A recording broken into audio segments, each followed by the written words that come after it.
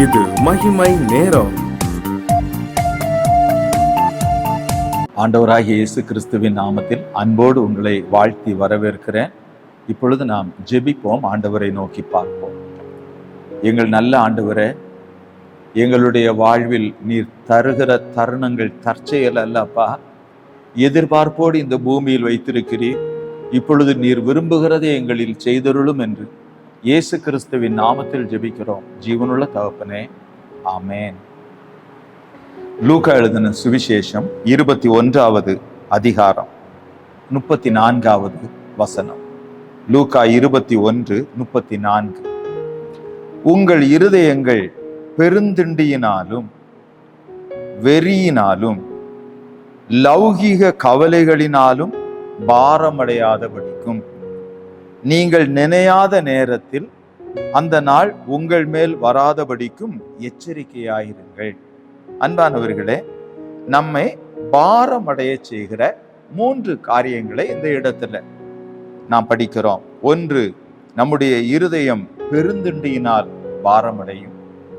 நம்முடைய இருதயம் வெறியினால் பாரமடையும். நம்முடைய இருதயம் லௌகிக கவலைகளினால் பாரமடையும். இது நம்மிலே எப்படிப்பட்ட சேதத்தை கொண்டு வருகிறது? நீங்கள் நினையாத நேரத்தில் அந்த நாள் உங்கள் மேல் வராதபடிக்கு. ஆகவே இயேசு கிறிஸ்து இந்த பூமியிலே வருகிற போது அது நாம் நினையாத நேரமாக போய்விடக்கூடாது. அப்படியானால் ஆண்டவர் நம்மில் இந்த மண்ணிலே செய்ய நினைத்த காரியம் இருக்கிறது. ஒவ்வொருவரும் கர்த்தருடைய பார்வையில் விசேஷித்தவர்கள். மிகப்பெரிய எதிர்பார்ப்போடு ஆண்டவர் இந்த உலகில் நம்மை வைத்திருக்கிறார். ஆகவே அவருடைய சித்தம் நம்மில் நிறைவேறுவதற்கு ஆண்டவர் ஒவ்வொருவருக்கும் இரக்கம் செய்ய வேண்டும். பிரியமானவர்களே, குறிப்பாக பாருங்கள், நாம் வேதத்தில் நோவா என்கிற மனிதரை நாம் வேதத்திலே படிக்கிறோம். ஆதியாகமத்தின் புத்தகத்திலே அவரை குறித்து நாம் எப்படி படிக்கிறோம்? ஆதியாகமம் 6வது அதிகாரம் 9வது வசனத்திலே நோவா தேவனோடு சஞ்சரித்து கொண்டிருந்தான். ஆண்டவரோடு சஞ்சரித்த போது ஆண்டவர் அநேக ரகசியங்களை அவருக்கு கற்றுத்தந்தார். இந்த உலகத்திலேயே முதல் கப்பலை செய்தவர் இந்த நோவா. அவருக்கு ஆண்டவர் அளவு கொடுத்தார், ரகசியங்களை வெளிப்படுத்தினார். ஆண்டவர் அவரையும் அவருடைய பிள்ளைகளையும் அவருடைய மனைவி பிள்ளைகளையும் அந்த பேழையில அவர் ஏற்றி காப்பாற்றுகிறதை, மிகப்பெரிய ஜலப்பிரளயத்திலிருந்து அவர்களை விடுவிக்கிறதை நாம் படிக்கிறோம். அன்பானவர்களே, ஆனால் கர்த்தர் இப்படி நன்மை செய்த பிறகும் ஆதியாகமத்தின் புத்தகத்தில் நாம் தொடர்ந்து 9வது அதிகாரம் 20 வசனத்திலிருந்து படிக்கிறேன். நோவா பயிரிடுகிறவனாகி திராட்சை தோட்டத்தை நாட்டினான். அவன் திராட்சை ரசத்தை குடித்து வெறி கொண்டு என்று வேத புத்தகத்திலே படிக்கிறோம். அன்பானவர்களே, எப்படி ஒரு மனிதனுடைய வாழ்வில் சேதம் வருகிறது என்று பாருங்கள். இப்படி ஆண்டவரோடு சஞ்சரித்த ஒரு நோவாவினுடைய வாழ்வில் கூட எப்படி வெறி கொள்ளுகிற ஒரு நிலை அவருடைய வாழ்வில் வந்துவிட்டது. இதனால் என்ன நடந்தது? 25வது வசனத்திலே கானான், அவருடைய ஒரு குமாரனாகிய கானான் சபிக்கப்பட்டவனாய் போய்விட்டான். அன்பிற்குரியவர்களே, ஆகவே பரலோகத்தின் தேவன் நம் ஒவ்வொருவரிலும் மகிமைப்பட விரும்புகிறார். நாம் இருக்கிற இடத்திலே, செல்லுகிற இடத்திலே, பணி செய்கிற இடத்திலே ஆண்டவர் நம்மை பயன்படுத்த விரும்புகிறார். ஆகவேதான் பரிசுத்தமுள்ள தகப்பன் நம்மை தெளிவுள்ளவர்களாக மாற்றி எப்பொழுது நம்மை ஆயத்தமாயிருக்க செய்ய வேண்டும் என்று ஆண்டவர் விரும்புகிறார். பாருங்கள், நீதிமொழிகளின் புத்தகம் 31வது அதிகாரம், நீதிமொழிகளின் புத்தகம் 31வது அதிகாரத்தை பாருங்கள். அதிலே நாம் 4வது வசனத்திலே இப்படி படிக்கிறோம், கவனியுங்கள். திராட்சரசம் குடிப்பது ராஜாக்களுக்கு தகுதி அல்ல. ஏனென்றால் இன்றைக்கு எளிதாக மதுபான கடைக்கு எல்லாரும் சென்று, இல்லாவிட்டால் யாரோ ஒருவருடைய உதவியோடு அதை வாங்கி விடலாம். ஆனால் ஆண்டவர் சொல்லுகிறார், ராஜாக்களுக்கு தகுதி அல்ல. ஆண்டவர் உன்னை ராஜாவாக, ராஜாத்தியாக மிக உயர்ந்த இடத்தில் வைக்க விரும்புகிறார். அது ஒரு மனிதனுக்கு தகுதி அல்ல, அது ராஜாக்களுக்கு தகுதி அல்ல. மதுபானம் பிரபுக்களுக்கு தகுதி அல்ல என்று ஆண்டவர் சொல்லுகிறார். 5வது வசனத்தை பாருங்கள். மதுபானம் பண்ணினால் அவர்கள் நியாய பிரமாணத்தை மறந்து சிறுமைப்படுகிறவர்களுடைய நியாயத்தையும் புரட்டுவார்கள் என்று சொல்லுகிறார். அவர்கள் ஆண்டவருடைய பிரமாணத்தை மறந்து விடுவார்கள். பிரியமானவர்களே, இப்படி பெருந்திண்டி, வெறி, லௌகிக கவலைகள் நம்மை அழுத்தும் போது, பாரமடைய செய்யும் போது கர்த்தருடைய வேதத்தை நாம் மறந்து விடுகிறோம். ஆண்டவர் தம்முடைய ஜீவ புத்தகத்தை நம்முடைய கரத்தில் தந்திருக்கிறார்.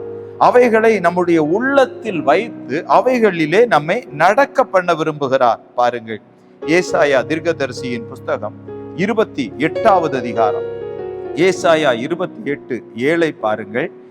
வேதத்திலே படிக்கிறோம், ஆனாலும் இவர்களும் திராட்சை ரசத்தால் மயங்கி மதுபானத்தால் வழிதப்பி போகிறார்கள்.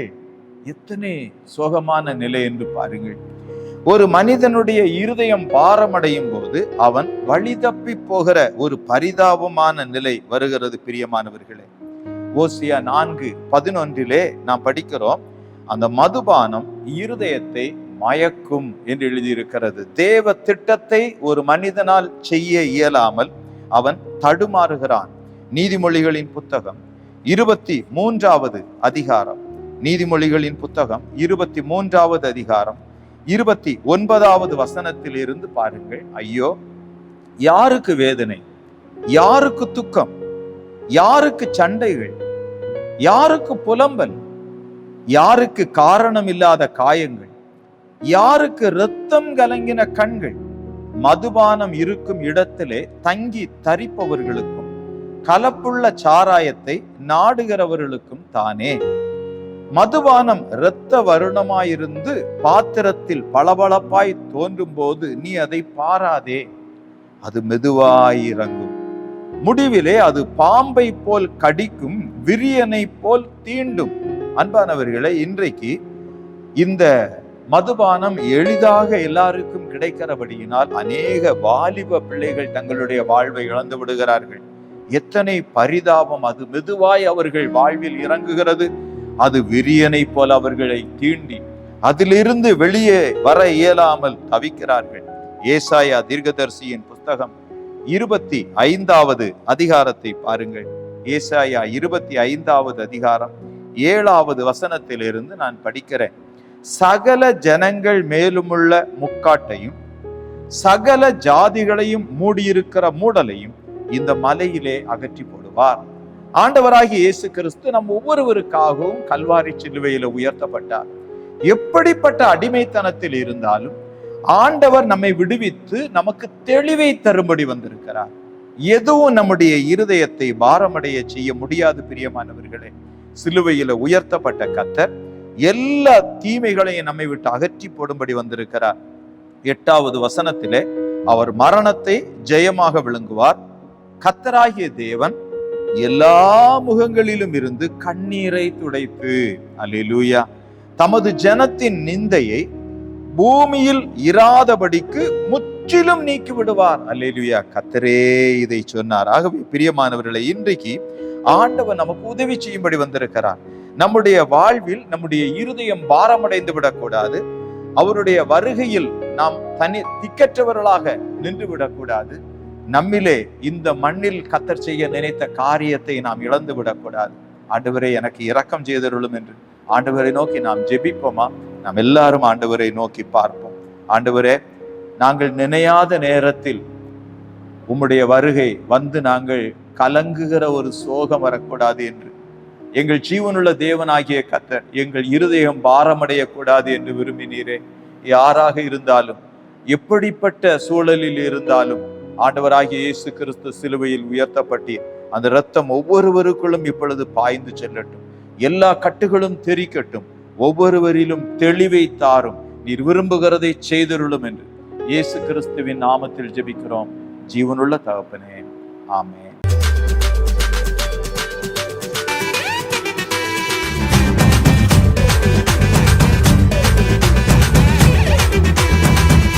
மகிமை